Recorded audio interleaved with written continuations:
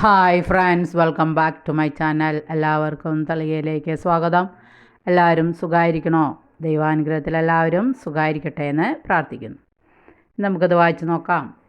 അമ്മയുടെ ഉദരത്തിൽ നിന്ന് നഗ്നനായി ഞാൻ വന്നു, പിൻവാങ്ങിയത് ഇങ്ങനെ. അതെങ്ങനെയാണെന്ന് നമുക്ക് നോക്കാം. അതുപോലെ അടിമുതൽ മുടിവരെ വ്രണങ്ങൾ കൊണ്ട് നിറഞ്ഞു. അത് ആരുടെയാണെന്നും നമുക്ക് നോക്കാം. ഉസ്ദേശത്ത് ജോബ് എന്നൊരാൾ ഉണ്ടായിരുന്നു. തിന്മയിൽ നിന്ന് അകന്ന് ദൈവഭക്തനായി ജീവിച്ച അവൻ നിഷ്കളങ്കനും നീതിനിഷ്ഠനുമായിരുന്നു. അവന് 7 പുത്രന്മാരും 3 പുത്രിമാരും ഉണ്ടായിരുന്നു. പൗരസ്ത്യദേശത്തെ ഏറ്റവും വലിയ സമ്പന്നനായിരുന്നു.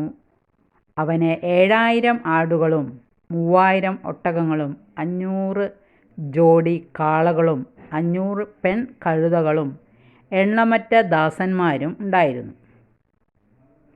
അവൻ്റെ പുത്രന്മാർ തവണ വെച്ച് നിശ്ചിത ദിവസങ്ങളിൽ തങ്ങളുടെ വീടുകളിൽ വിരുന്ന് സൽക്കാരങ്ങൾ നടത്തുകയും തങ്ങളുടെ 3 സഹോദരിമാരെയും അതിന് ക്ഷണിച്ചു വരുത്തുകയും ചെയ്യുക പതിവായിരുന്നു.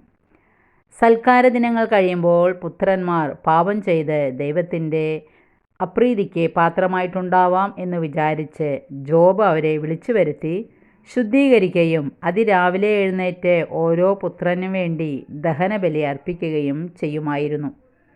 ഒരു ദിവസം ദൈവപുത്രന്മാർ കർത്താവിൻ്റെ സന്നിധിയിൽ വന്നു ചേർന്നു. സാത്താനും അവരോടുകൂടെ വന്നു. കർത്താവ് സാത്താനോട്, നീ എവിടെ നിന്ന് വരുന്നു എന്ന് ചോദിച്ചു. ഞാൻ ഭൂമിയിലാകെ ചുറ്റി സഞ്ചരിച്ചിട്ട് വരികയാണ് എന്നവൻ മറുപടി പറഞ്ഞു. കർത്താവ് വീണ്ടും അവനോട് ചോദിച്ചു, എൻ്റെ ദാസനായ ജോബിനെ നീ ശ്രദ്ധിച്ചോ? അവനെപ്പോലെ സത്യസന്ധനും നിഷ്കളങ്കനും ദൈവത്തെ ഭയപ്പെടുന്നവനും തിന്മയിൽ നിന്ന് അകന്ന് ജീവിക്കുന്നവനും ആയി ഭൂമുഖത്ത് ആരെങ്കിലും ഉണ്ടോ? സാത്താൻ ചോദിച്ചു, ജോബ് ദൈവത്തെ ഭയപ്പെടുന്നത് വെറുതെയാണോ? അങ്ങ് അവനും അവൻ്റെ ഭവനത്തിനും സമ്പത്തിനും ചുറ്റും വേലി കെട്ടി സുരക്ഷിതത്വം നൽകി. അവൻ്റെ പ്രവൃത്തികളെ അനുഗ്രഹിച്ചു. അവൻ്റെ സമ്പത്ത് വർദ്ധിപ്പിക്കുകയും ചെയ്തു. അവൻ്റെ സമ്പത്തിന്മേൽ കൈവച്ചാൽ അവൻ അങ്ങയെ ദുഷിക്കുന്നത് കാണാം. കർത്താവ് സാത്താനോട് പറഞ്ഞു, അവനുള്ള സകലത്തിന്മേലും ഞാൻ നിനക്ക് അധികാരം നൽകുന്നു. എന്നാൽ അവനെ മാത്രം ഉപദ്രവിക്കരുത്. അത് കേട്ട് സാത്താൻ കർത്താവിൻ്റെ സന്നിധിയിൽ നിന്ന് പോയി. ഒരു ദിവസം ജോബിൻ്റെ മക്കൾ തങ്ങളുടെ മൂത്ത സഹോദരൻ്റെ വീട്ടിൽ വിരുന്നിന് സമ്മേളിച്ചിരിക്കുകയായിരുന്നു. അപ്പോൾ ഒരു ഭൃത്യൻ ജോബിൻ്റെ അടുക്കൽ വന്ന് പറഞ്ഞു, ഞങ്ങൾ കാളകളെ പൂട്ടുകയായിരുന്നു. കഴുതകൾ സമീപത്തു തന്നെ മേഞ്ഞുകൊണ്ടിരുന്നു. പെട്ടെന്ന് ഷെബാക്കാർ വന്ന് വേലക്കാരെ വാളിനിരയാക്കി അവയെ അപഹരിച്ചു കൊണ്ടുപോയി. ഞാൻ മാത്രമേ അങ്ങയോട് വിവരം പറയാൻ രക്ഷപ്പെട്ടുള്ളൂ.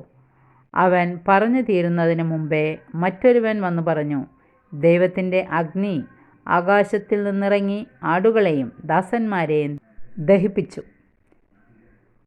വിവരം അങ്ങയോട് പറയാൻ ഞാൻ മാത്രമേ അവശേഷിച്ചുള്ളൂ.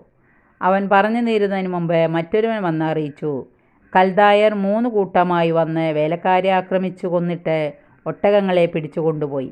ഇതറിയിക്കാൻ ഞാൻ മാത്രം അവശേഷിച്ചു. അവൻ പറഞ്ഞു കൊണ്ടിരിക്കുമ്പോൾ തന്നെ മറ്റൊരുവൻ കടന്നു വന്ന് പറഞ്ഞു, നിന്റെ പുത്രന്മാരും പുത്രിമാരും തങ്ങളുടെ ജ്യേഷ്ഠ സഹോദരൻ്റെ വീട്ടിൽ സൽക്കാരത്തിന് മുഴുകിയിരിക്കുകയായിരുന്നു. പെട്ടെന്ന് മരുഭൂമിയിൽ നിന്ന് വീശിയ കാറ്റ് വീടിൻ്റെ 4 മൂലയ്ക്കും അടിച്ചു. അത് തകർന്നു വീണ് അവർ മരിച്ചുപോയി. ഈ വാർത്ത അറിയിക്കാൻ ഞാൻ മാത്രം അവശേഷിച്ചു. ജോബ് എഴുന്നേറ്റ് അങ്കി വലിച്ചു കീറി ശിരസ് മുണ്ഡനം ചെയ്തു. സാഷ്ടാംഗ വീണ് നമസ്കരിച്ചു.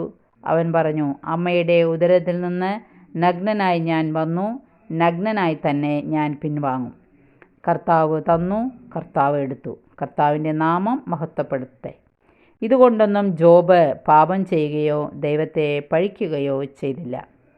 ദൈവപുത്രന്മാർ വീണ്ടും ഒരു ദിവസം കർത്തൃസന്നിധിയിൽ ചെന്നു. സാത്താനും അവരോടൊപ്പം എത്തി. കർത്താവ് സാത്താനോട് ചോദിച്ചു, നീ എവിടെ നിന്ന് വരുന്നു? ഞാൻ ഭൂമിയിലാകെ ചുറ്റി സഞ്ചരിച്ചിട്ട് വരികയാണ്, അവൻ പറഞ്ഞു. കർത്താവ് അവനോട് വീണ്ടും ചോദിച്ചു, എൻ്റെ ദാസനായ ജോബിനെ നീ ശ്രദ്ധിച്ചോ? അവനെപ്പോലെ നിഷ്കളങ്കനും നീതിനിഷ്ഠനും തിന്മയിൽ നിന്ന് അകന്നു ജീവിക്കുന്നവനുമായി മറ്റാരെങ്കിലും ഭൂമുഖത്തുണ്ടോ? അകാരണമായി അവനെ നശിപ്പിക്കാൻ നീ എന്നെ സമ്മതിച്ചെങ്കിലും അവൻ്റെ വിശ്വസ്തത അചഞ്ചലമായി നിൽക്കുന്നു. സാത്താൻ പറഞ്ഞു, ചർമ്മത്തിന് പകരം ചർമ്മം, ജീവന് വേണ്ടി തനിക്കുള്ളതെന്തും മനുഷ്യൻ ഉപേക്ഷിക്കും. അങ്ങ് അവൻ്റെ അസ്ഥിയിലും മാംസത്തിലും കൈവയ്ക്കുക, അപ്പോൾ അവൻ അങ്ങയെ ദുഷിക്കും. ഇതാ അവനെ നിനക്ക് വിട്ടു തന്നിരിക്കുന്നു, അവൻ്റെ ജീവനിൽ മാത്രം കൈവയ്ക്കരുത്. കർത്താവ് സാത്താനോട് പറഞ്ഞു. സാത്താൻ കർത്താവിൻ്റെ സന്നിധിയിൽ നിന്ന് പോയി. അവൻ ജോബിൻ്റെ ശരീരത്തെ അടിമുതൽ മുടിവരെ വ്രണങ്ങൾ കൊണ്ട് നിറച്ചു. ജോബ് ചാരത്തിലിരുന്ന് ഓട്ടുകഷ്ണങ്ങൾ കൊണ്ട് ശരീരം ചുരണ്ടിക്കൊണ്ടിരുന്നു. അപ്പോൾ അവൻ്റെ ഭാര്യ പറഞ്ഞു, ഇനിയും ദൈവഭക്തിയിൽ ഉറച്ചു നിൽക്കുന്നു, ദൈവത്തെ ശപിച്ചിട്ട് മരിക്കുക. ജോബ് ഭാര്യയോട് പറഞ്ഞു, ഭോഷത്വം പറയുന്നു. ദൈവകരങ്ങളിൽ നിന്ന് നന്മ സ്വീകരിച്ച നാം തിന്മ സ്വീകരിക്കാൻ മടിക്കുകയോ?